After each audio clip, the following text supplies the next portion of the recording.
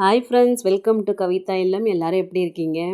இந்த மாதம் நாங்கள் போயிருந்த கோவில் கோயம்புத்தூர் சைடு, கோயம்புத்தூர், கரூர் அந்த மாதிரி பக்கத்தில் போயிருந்தோம். எல்லா கோயிலுமே ரொம்ப சூப்பராக இருந்துச்சு. 7 கோயில் போயிருந்தோம். ஃபஸ்ட்டு இந்த கோயிலுக்கு போயிருந்தோம். கோயில் பேர் திருப்பாண்டி கொடுமுடி. இங்கே சாமியோட பேர் கொடுமுடிநாதர் மகுடேஸ்வரர் அப்படின்னு சாமி பேர். அம்பாள் பேர் வடிவுடைய நாயகி திரிபுர சுந்தரி. அந்த அம்மாவுக்கு நிறைய பேர். ரொம்ப அழகாக இருந்தாங்க சாமி. அப்புறம் இங்கே வன்னி மரம் ரொம்ப ஸ்பெஷலுங்க. நல்ல பெரிய மரமாக இருக்குது. அந்த மரத்தில் ஒரு பகுதி ஃபுல்லாகவே முட்கள் இருக்குமா. இன்னொரு பகுதி முள் இல்லாமல் இருக்கும். அது ஆண் மரமாக சொல்கிறதுனால இந்த வன்னி மரத்தில் பூக்களும் காய் எதுவுமே காய்க்கிறது கிடையாது. அப்புறம் இங்கே பிரம்மாவும் பெருமாளும் சிவபெருமானை வழிபட்டதாக சொல்கிறாங்க. தனித்தனி சன்னிதானம் இருக்குது. பெருமாள் பார்த்திங்கன்னா அழகாக பள்ளி கொண்ட மாதிரி இருப்பாங்க. வடிவுடைய நாயகி அந்த அம்மாவுக்கு தனி சன்னிதானம்.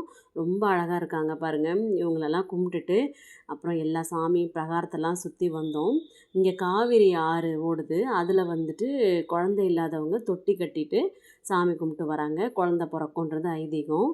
அப்புறம் பாருங்கள், என்னோடய ஃப்ரெண்ட்ஸு அடியார்கள் எல்லாருமே கோயிலெலாம் நல்லா சுற்றி சாமியெல்லாம் கும்பிட்டு டயர்டாகிட்டோம். சரி, எதிர்க்க டீ குடிக்கலான்னு சொல்லிட்டு எல்லோரும் டீ எல்லாம் குடிச்சிட்டு ரொம்ப சாமி பார்த்த திருப்தியில் இருந்தோம். ஐயா பாருங்கள், சித்தர் ஐயா அவங்க பாட்டெல்லாம் பாடிட்டு இருந்தாங்க.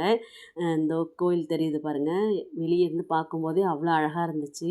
இந்த மாதம் 2 நாள் பயணம் போட்டிருந்தோம். ஏன்னா கோயம்புத்தூர்லேருந்து எல்லா கோயிலுமே தள்ளி தள்ளி இருக்கிறதுனால ஒரே நாளில் பார்க்க முடியாது அப்படின்னு சொல்லிட்டு 2 நாள் பயணமாக போட்டிருந்தோம். பாடல் பெற்ற கோவில் ஒன்றுமே அவ்வளோ ஒரு சிறப்பு அம்சமான கோவிலாக இருக்கும். இந்த வீடியோ உங்களுக்கு பிடிச்சிருந்தா லைக் பண்ணுங்கள், சப்ஸ்கிரைப் பண்ணுங்கள். நெக்ஸ்ட் வீடியோவில் என்ன கோவில் பார்த்தேன்றதை சொல்கிறேன். ஓகே, பாய். நெக்ஸ்ட் வீடியோவில் பார்க்கலாம்.